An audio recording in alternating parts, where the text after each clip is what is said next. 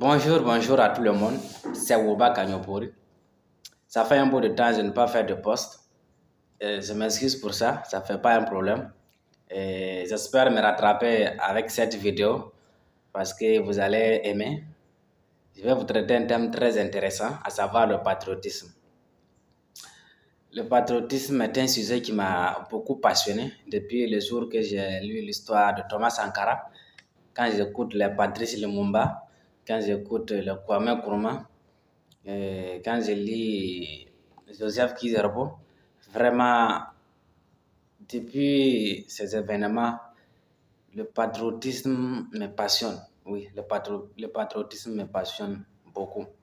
Et tout ce que me faisait pitié, c'est de voir des Africains, c'est d'entendre chaque jour des Africains aller se jeter dans la mer Méditerranée. Ça me touchait vraiment. Ça me touchait vraiment.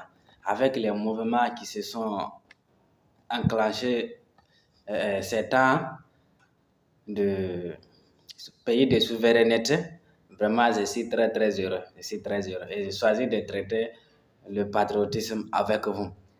Qu'est-ce que le patriotisme? Le patriotisme est un sentiment d'attachement à sa patrie. Le patriotisme est simplement le fait d'avoir de l'amour pour ta patrie.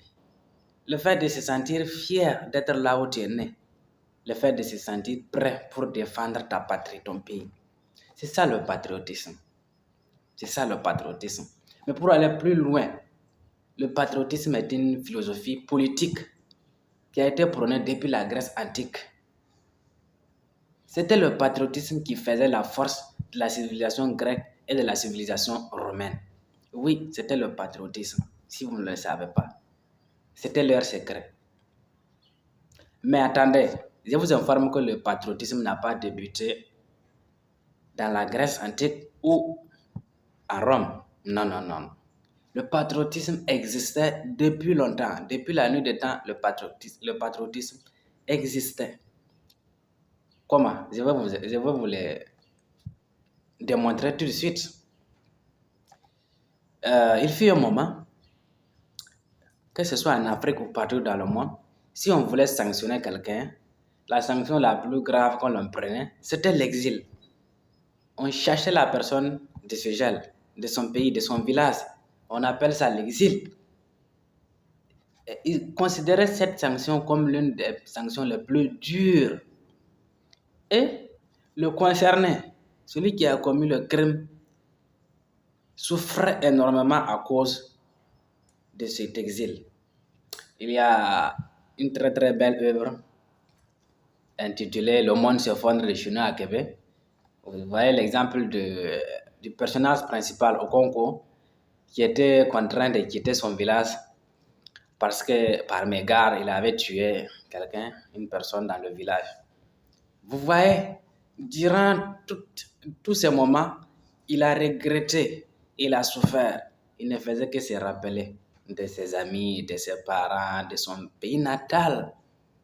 De son pays natal.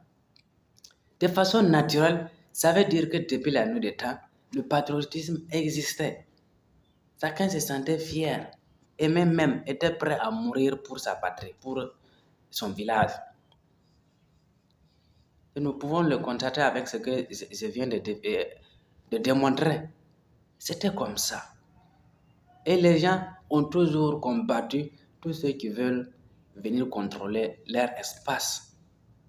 Regardez même à côté, dans certains villages, je connais un vieux, lui il dit qu'il ne quitte jamais sa famille, quelles que soient les menaces, que ce soit des menaces des voleurs ou des extrémistes violents, le gars dit qu'il ne quitte pas, que c'est chez lui, qu'il ne va pas quitter, c'est chez lui.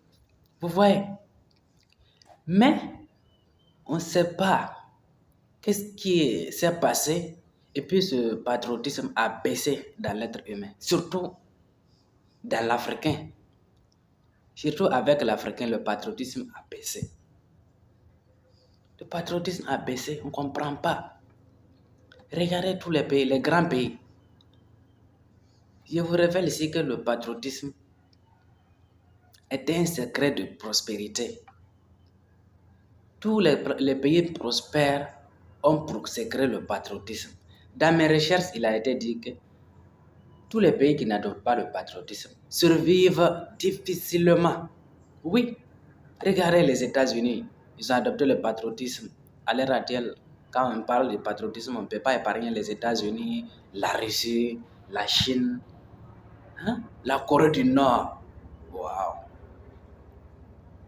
C'est leur secret. C'est leur secret. Mais ça ne veut pas dire que les Africains aussi n'ont pas pensé au patriotisme. Nous avons eu même l'un des plus grands patriotes du monde entier, Thomas Sankara, parce que son slogan le confirme, la patrie ou la mort, nous vaincrons. C'est l'un des plus grands patriotes du monde entier. Nous avons eu en Afrique du Sud Nelson Mandela. Nous avons eu au Congo Patrice Lumumba. Nous avons eu Kwame Nkrumah. Ce sont des grands ce sont des grands penseurs du patriotisme. Mais pourquoi? Qu'est-ce qui n'a pas marché? Pourquoi les autres pays qui ont adopté le patriotisme, ça a marché pour eux et pour nous, ça n'a pas marché? Voilà la simple différence. La seule différence est que ils ont persévéré, ils ont transmis ce patriotisme à la jeunesse, à la génération jeune, à la jeune génération. Et au contraire, chez nous, ce patriotisme était compris par certaines élites, par certaines personnes. Oui, c'est bien vrai. Même si on ne t'enseigne pas le patriotisme, à un certain moment, en grandissant, tu vas sentir que ta terre, la terre qui te nourrit est très très importante pour toi et tu vas commencer à aimer ta patrie. Mais il faut penser aussi aux jeunes cerveaux qui ne comprennent pas trop d'abord qu'il faut que pour eux, on n'est pas patriote, mais on le devient. Il faut transformer la jeunesse avec une pédagogie du patriotisme. Il faut qu'on les enseigne, il faut qu'on nous enseigne qu'est-ce que le patriotisme. Oui, à un certain âge, toi-même tu vas sentir que la terre qui te nourrit est très intéressante et tu as l'obligation de la protéger. Mais quand tu es jeune, tu ne sais pas ça d'abord, mais il faut l'intégrer. Regardez en Corée du Sud, presque tous les enfants, même une vieille, un vieux, a la rage dans son cœur de protéger son pays. Et quand on parle du patriotisme aussi, ce n'est pas le fait de se mêler à une marche, de respecter le drapeau, de respecter les couleurs de son pays. Non, ça va au-delà de ça. Et regardez, ce n'est pas seulement les chefs d'État qui ont développé les grands pays. Et ils n'ont fait que diriger. Mais les entrepreneurs, les écrivains, les chanteurs, en un mot, les artistes, les créateurs, et tous, ils ont contribué à ce que le pays aille très très bien, soit riche. Les chefs d'État seulement n'en peuvent pas. Il faut que nous, quand on dit le patriotisme, il faut que nous entreprenions quelque chose. Il faut que nous fassions quelque chose. En écrivant un livre qui valorise ton pays, d'autres écrivains ont écrit contre l'Afrique même, Hegel. Mais ils sont restés dans leur pays. Pour valoriser leur pays, ils l'ont valorisé. Ils l'ont valorisé. Tous les écrivains, ils se sont mis du côté de leur pays.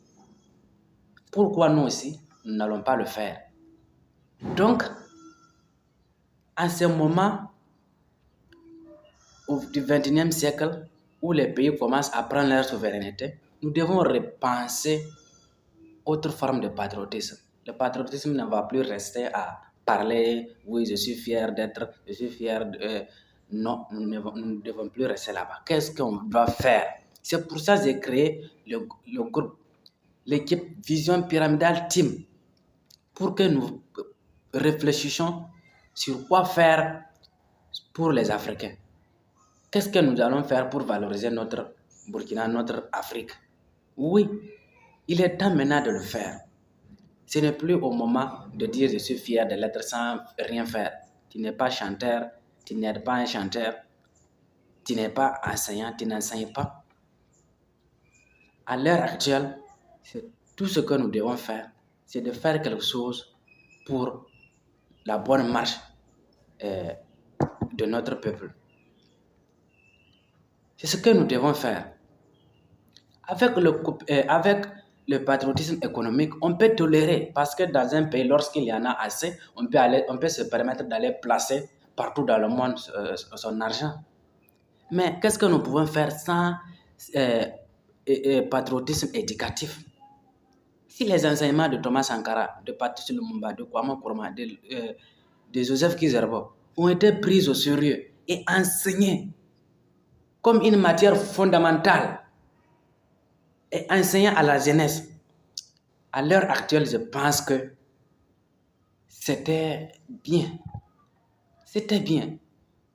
Copions ceux qui ont inventé l'école du patriotisme en Chine. Il y en a assez. Copions tout ce qui est bon. Pourquoi depuis longtemps nous avons copié tout ce qui est mal? Copions. Les Chinois, la Corée du Sud a dit, non, tout ce que nous pouvons importer, c'est la technologie, c'est la connaissance, c'est le savoir, les stratégies. Nous allons importer. Mais la culture bizarre, les idéologies bizarres, nous n'en voulons pas. Oui, d'autres disent non, tu parles, pourquoi tu fais ça, pourquoi tu parles. Non, on peut aller importer tout ce qui est bien. Il faut avoir un esprit sélectif. Il faut sélectionner. Si tu ne fais que ramasser, encaisser, quand est-ce toi aussi tu as le temps de respirer et décaisser et envoyer pour toi aussi? Quand est-ce? Nous ne pouvons rien faire sans patriotisme éducatif. Il faut que chaque jeune comprenne cela. Que les aînés, l'aîné qui va suivre cette vidéo, que l'aîné comprenne que